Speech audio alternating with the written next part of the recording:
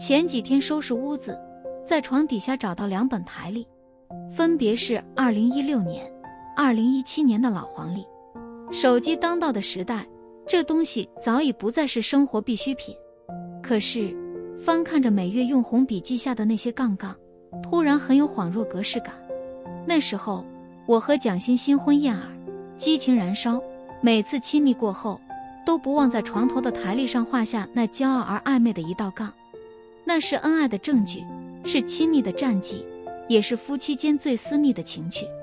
记得那时候，我俩相拥在一起，看着台历上密密麻麻的红杠，兴致勃勃地做着人类学统计，照这个进度，这一生我们会啪啪多少次。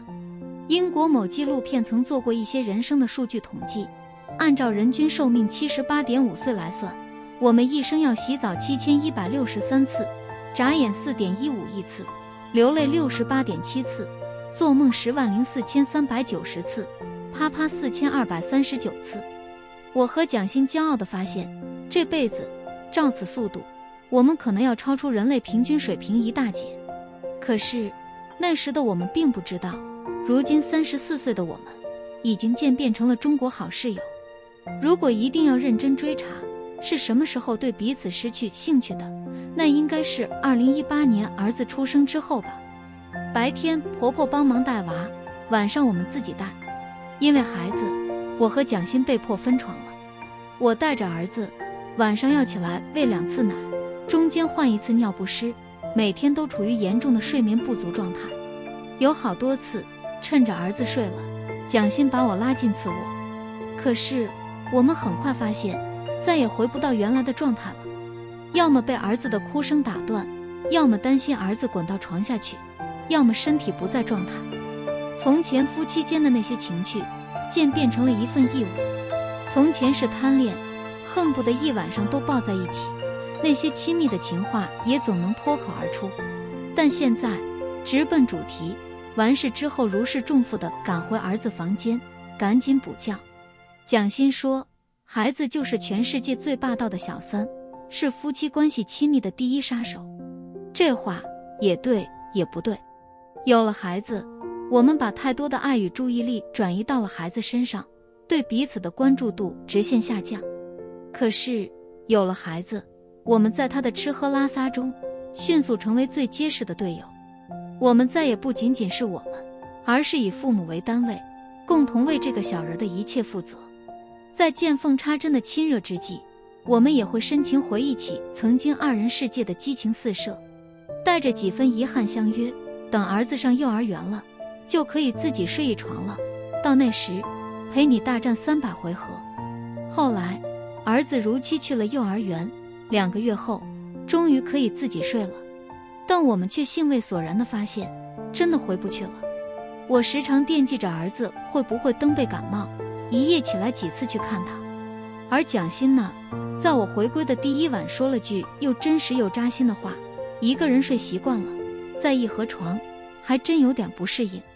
于是没什么大战300回合，只有象征性地履行了一下欢迎回归仪式，然后各自睡下。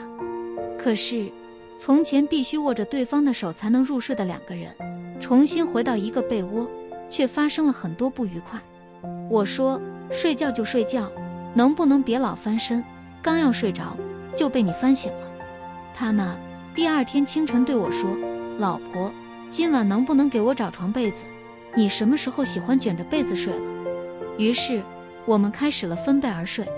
可别小看了分被子这件小事，一床被子就是一块小小的领地。从前我们在一床被子里，肉体贴着肉体，体温贴着体温，我拉着他的胳膊，他搂着我的腰，那些梯计话源源不断，家里的事，单位的事，孩子的事，点点滴滴都会相互分享。可是分被窝了，你躺你的，我躺我的，在各自的领域里，第一反应就是我的地盘我做主。于是他打他的游戏，我追我的剧，偶尔也会发生一些小争执。我问他能不能把声音放小点，他见我追剧哭得稀里哗啦，非常不屑地说一句，至于吗？说实话，我们都觉得自己被侵犯了。儿子上小学之前，我们换了大房子，从2室变成了3室。装修时，我们兴高采烈地装出一间书房，但等到入住后，书房的利用率极低。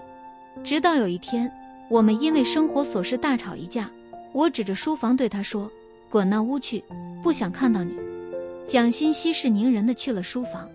那一夜，我一个人四仰八叉地躺在大床上，睡得那叫一个放肆。刷剧时，该哭哭，该笑笑，自意而为。胳膊腿想怎么放就怎么放，一会儿摆一个一字，一会儿摆一个大字。那感觉已经很久没这么自由了。当然，没有不吵架的夫妻，我和蒋欣的摩擦很快就过去了。只不过我们没有床头吵架床尾和。打那之后，我们正式而友好的分居了。他在书房里实现了想打游戏就打游戏，想打呼噜就打呼噜，想几点睡就几点睡的自由。我也一样，每天安置儿子睡下后，关上卧室门那一刻，才是一天之中唯一属于自己的时间与空间。对于压力山大的成年人来说，这一点自由简直就是最后的奢侈。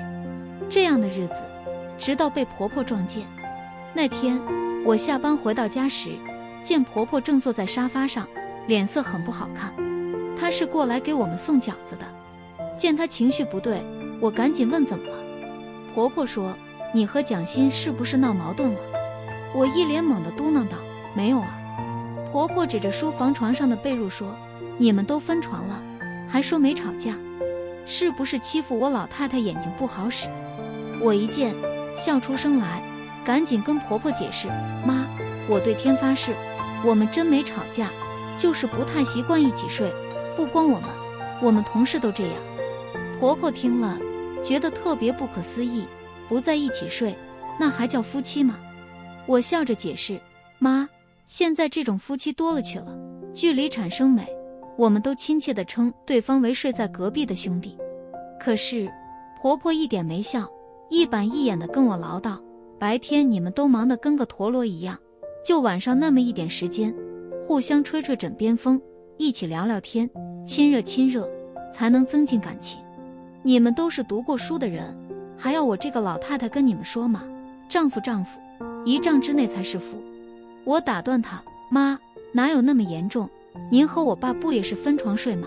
一人一张床，多自在。”婆婆严肃地说：“那不一样，我们都多大年纪了？而且你爸越老打呼噜越厉害，吵得我睡不着。你们这年纪轻轻就分居，二胎还要不要了？”婆婆越说越气。在她眼里，我和蒋欣分床这件事比离婚还严重。婆婆一边说着，一边把蒋欣的被子搬回我们卧室，声称要给儿子打电话教育他，然后气羞羞地离开了。当天晚上都10点了，她居然还打视频过来查房，看到蒋欣的确和我一起，又叮嘱了一番，才放心地挂断电话。说来可笑，我们也尝试继续同床共枕，但真不习惯。最终蒋欣还是临阵脱逃，回了书房，我也继续一夜好眠。说实话，我和蒋欣从没觉得这样有什么不对，相反，我们挺享受这份睡觉自由。毕竟我们的感情也经得起生活的考验，家里的大事小情都是一起分担一起扛。我们只是不同床，但没有异梦，还戏称这已经是夫妻的最高境界了。34岁生日那天，收到同城闺蜜的快递，我大大咧咧地在单位拆了包装，打开的瞬间差点被死，竟然是一套情趣内衣。闺蜜的微信及时发了过来：“礼物收到了吗？给你个惊喜。俗话说，女人30如狼，40似虎。亲爱的，祝你今天攻城略地，狼性大发。”隔着手机屏幕，我扔给她一个全是板砖的表情包。谁知她一个大大的问号发来，并说：“怎么着？你家哪位不行了？”我回复她：“老夫老妻的，你能不能正经点？”谁知闺蜜没放过我，约我中午吃饭，要跟我好好聊聊。我根本没想到，她也算是新时代女性，一听我说和蒋欣早就分床这件事，同样觉得不可思议，并现身说法。他和他家老刘至今拥有人类高质量的夫妻生活。每天晚上忙完家里的一切，娃也睡了，他俩一定会关掉手机，在被窝里说上半小时的话，而且常常聊着聊着就滚床单了。闺蜜说，夫妻本无话，但你贴着我，我贴着你，灵肉灵肉，先有肌肤之亲，后有灵魂之交。这点事你还不懂吗？我跟你说真的，分居有毒。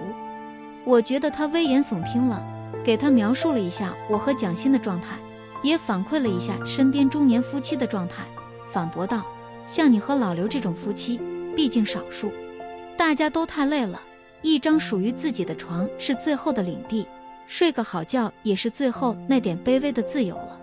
谁知闺蜜大骂我矫情。她说，亲密接触是人体多巴胺分泌最旺盛的举动，也是夫妻间最美的情趣。没了这些小情趣小私密，那和同事有什么区别？夫妻之间要是以清白禁欲为美，那还结婚干嘛？不如出家。早知道你这样，我就应该送你套袈裟。闺蜜的话把我逗得哈哈大笑。而她也同样正色告诉我，罗永浩有一段采访他印象特别深刻，他说他最大的休息就是躺在妻子身边，别人是靠吸猫吸狗治愈，他是靠吸媳妇修复自己。闺蜜说，人到中年，谁不是负重前行？哪个人不在强颜向生活迈向？所以夫妻之间的床子之欢，耳鬓厮磨，是最安全的释放和治愈，也是我们生活中唯一受法律保护的情趣，应该好好珍惜培养。闺蜜的话挺开脑洞的。放在从前，我从没觉得和蒋欣的状态有什么不妥，可是她那么清晰地告诉我，我失去了生活最重要的那部分快乐与情趣。这话一石千浪。我突然想起，曾经的我和蒋欣真的是芝麻大点事儿都会彼此分享。单位门前的牡丹花开了，物业保安换人了，他同事要结婚了，我看好了一套茶具，老了去云南租一套带院的房子。可是后来的我们，公事公办，该交水电费了，车子该保养了，婆婆快过生日了。至于心里那些压力和委屈，更多时候好像觉得说出来也于事无补，忍忍就过去了。我甚至都不记得最后一次接吻是什么时候。至于什么我爱你这样的话，大概婚礼上是最后一次听见。曾几何时，我们彼此有生理需要时，都是直奔主题，是罢拂袖去，像是完成了一个设定好的程序，履行了该尽的义务。婚姻里还剩多少爱情这事，早就不想了。倒是曾经很得意的在人前炫耀，多年夫妻成兄弟。所以34岁生日那天，我特意把儿子送到婆婆家，跟蒋欣一起出去吃饭，想重温二人世界。等菜的功夫，我俩各自刷着手机。我本来想找点话说，突然觉得貌似在没话找话。那家网红饭店的菜品味道很可以，可是我和蒋欣全程闷头吃饭，就真的只是吃饭。饭店离家不远，吃完饭后我提议一起散步回家，蒋欣表示同意。于是我试着挽着她手臂，想制造一点亲密迹象与氛围。谁知我手刚搭上去，蒋欣就问我，怎么了？你不舒服吗？她说的实心实意，我听得也很悲凉。作为合法夫妻，我们连挽一下对方手臂都觉得不自然了。闺蜜说的果然没错，亲密与亲热果然是需要培养的。那天我固执地拉着蒋欣的手，一路晃回家，结果还没到小区，她远远看见保安，立马把手松开了。那一刻，看着自己空荡荡的双手，心里也空荡荡的。悲哀吗？好像谈不上。幸福吗？好像也没有。就想吐槽一下中年人的婚姻。现在的我特别想问一问大家，人到中年的婚姻，你们是如何保持亲密的？除了良心与责任，还有激情吗？为婚姻保鲜，我们还能做点什么？